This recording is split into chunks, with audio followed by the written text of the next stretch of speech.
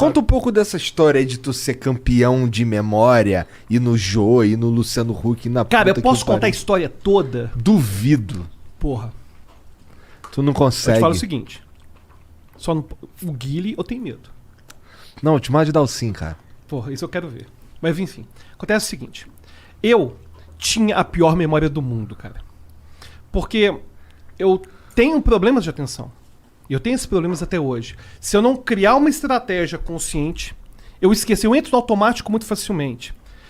Algumas pessoas vão falar que é o tal do neuroatípico. Então eu tenho problemas de atenção.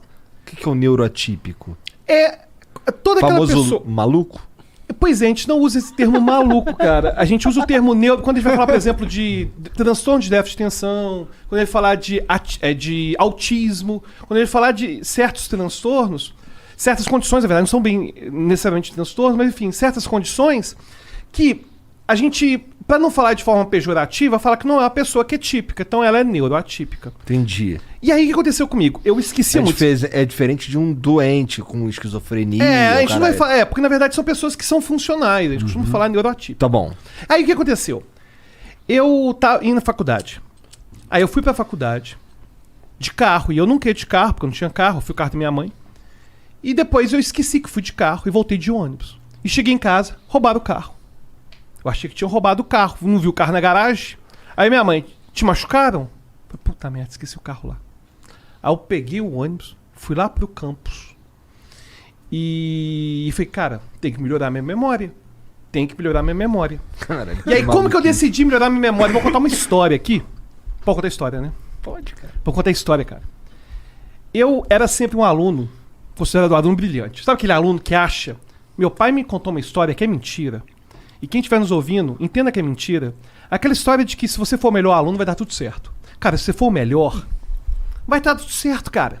Aí estudava inglês, fazia com as provas de inglês, aqueles certificados lá, estudei na cultura inglesa, sabe aquele negócio de estudar nos negócios de inglês? Não, cara, vai ser foda.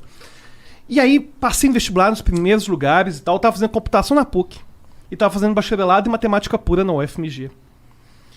E eu tava com 24 anos e eu tava com uma dívida de R$7.500 na PUC. E eu tava pensando assim, alguma coisa deu errado. Em que momento que aquele menino, que era visto como um brilhante, que tirava total nas provas, que deu uma coisa errada, né? Aí eu tava dando aula em Pará de Minas de matemática, sem carteira assinada, R$20 a aula, cara. R$20 a aula. E eu tava indo com um colega, cara, pra você ter uma ideia, pra ir dar aula em Pará de Minas, e eu vou chegar onde eu virei campeão de memória, pra ir pra Pará de Minas, eu acordava, eu saía de casa às 4h30 da manhã, pra poder dar aula lá às 7 da manhã, dar aula direto até às 11h30 da noite, e voltar pra casa e dormir às 2 da manhã. Cara, uma coisa absurda, é você acordar às 4h30 da manhã e chegar em casa às 2 da manhã. E eu fazia isso às vezes 2 vezes na semana. E depois outro dia era terrível, né? Aí um dia eu tava indo com um colega lá que a gente dividia as aulas, e eu recebi uma mensagem. A mensagem era assim: vai ter encontro da turma do 3º ano. Você vai querer ir, Alberto? Eu falei, cara, eu fui lembrar do colégio, né? 3º ano. E quando eu tava no 3º ano, existia muita expectativa no que o Alberto ia se tornar. O que o Alberto, que tira total nas provas, vai acontecer com ele.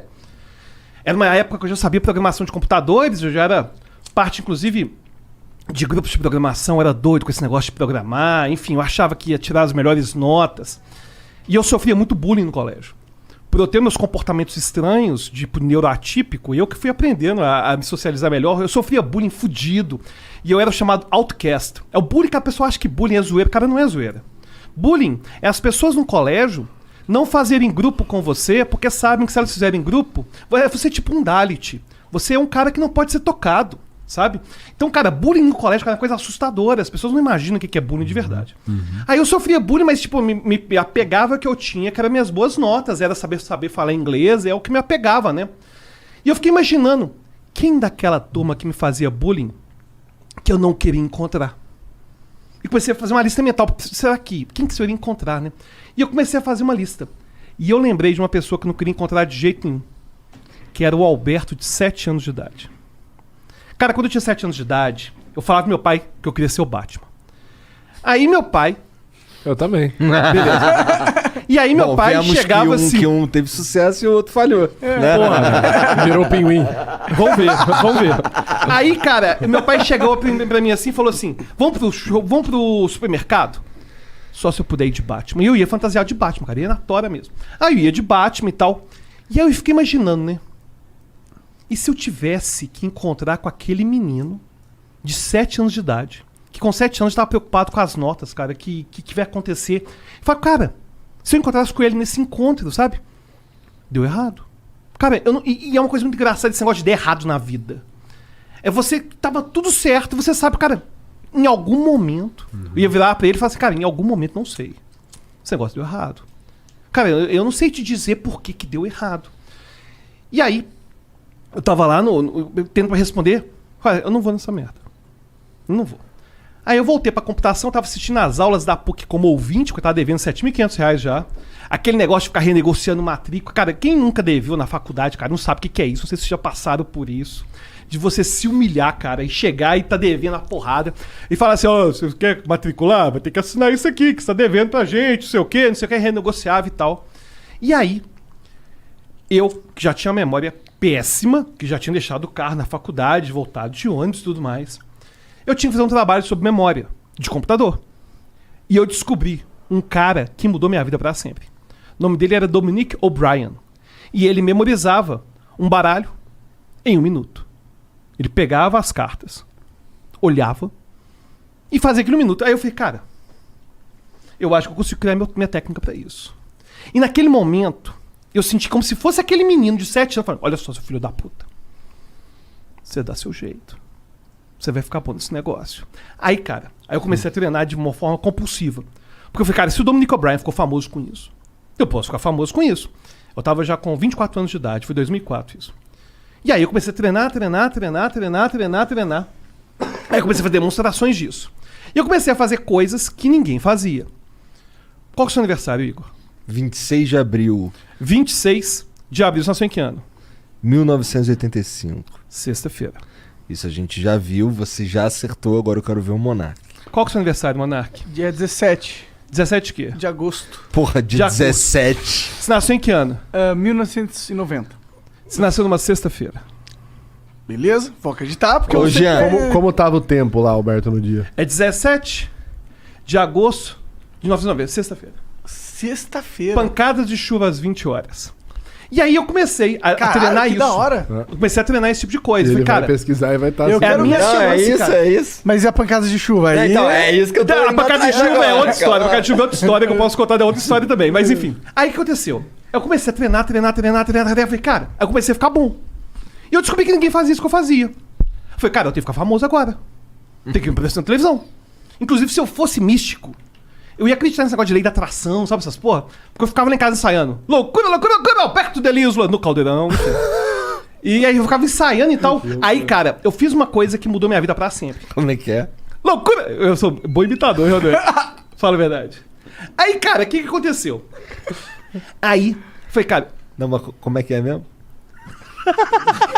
Loucura. Aí, aconteceu. Eu, devido ao meu treinamento, eu tive convite pra participar do Campeonato Mundial de Memória e nenhum brasileiro tinha ido. Aí eu mostrei vídeos e tal, deu fazendo as demonstrações e tal. Tinha um convite, só que eu não tinha dinheiro. Falei, pô, já tenho um convite, tem que arranjar patrocínio. Aí eu mandei mais de 1000 e-mails. Cara, eu fui naquela época, tinha aquele negócio de portal UOL. Aí você entrava, tinha lá jornais, não sei se você lembra disso. Tinha lá jornais, TV. Cara, eu comecei a mandar 1000 e-mails. Eu tive 2 respostas. Uma da CBN, com o Heródoto Barbeiro, e a outra da revista Veja. E o engraçado é que eu mandei esses 1000 e-mails, cara. É a revista Veja, pra ter outra história sobre como funcionam as revistas. Não sei como que é hoje. A revista Veja ligou pra casa, né? Aí ligou. Tudo bem? Aqui é da editora Abril. Fala com o Alberto, eu achei que era cobrador, né? O Alberto não está. Quem quer falar com ele? É que é a jornalista da revista Veja. A gente tá querendo exclusividade pra te cobrir no Campeonato Mundial de Memória. Caralho! Responderam. O Alberto acabou de chegar. Aí ele ali na porta. Peraí, vou chamar. Foi exatamente isso. Aí aconteceu. Aí acabou que na Heródoto Barbeiro teve um cara que me ouviu no Heródoto Barbeiro. Luciano Huck. Aí eu comecei a fazer demonstrações, Caldeirão do Hulk, fiz o calendário. Aí no Fantástico eu memorizei cartas de baralho. No Faustão, cara. No Faustão. 2 minutos. Memorizei 60 dígitos. Vendado. Depois eu ficava vendado pra falar os dígitos e a galera vendo. E o pessoal falando, ó, Alberto, se preparei que são 200 milhões de pessoas te assistindo na Globo Internacional, viu? Tranquilo? Beleza.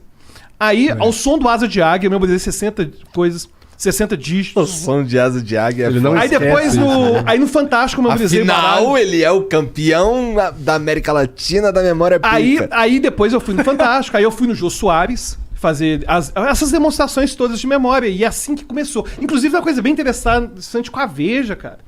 O que aconteceu com a minha Não, reportagem. porra, mas como é que foi esse evento aí que tu foi, pô? Pois aconteceu. Aí eu fui no Campeonato Mundial de Memória e você tem 10 provas que você tem que fazer. Aí tem spoken numbers, que você fica vendado e as pessoas falam dígitos tudo em inglês a taxa de 1 por segundo. E você tem que memorizar quantos que você memoriza. E aí eu memorizei a ordem de 6 baralhos.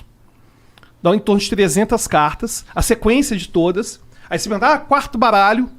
E como que funcionava essa memorização? Eu tinha 1 hora pra memorizar, depois 2 horas pra poder demonstrar. As pessoas acham que o campeonato de memória é mó legal, cara, pra assistir, mas é uma merda. Porque a gente tá lá, cara...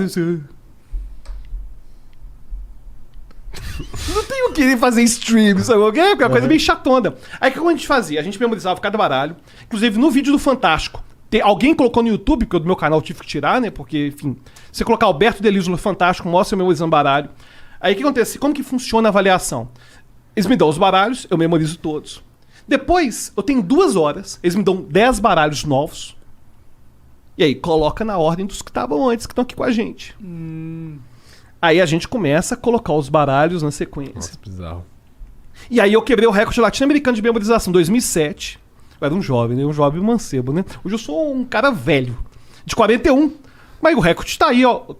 Pode ir lá, bater o recorde. E o recorde continua desde 2007. E no final das contas, essas demonstrações de memorização...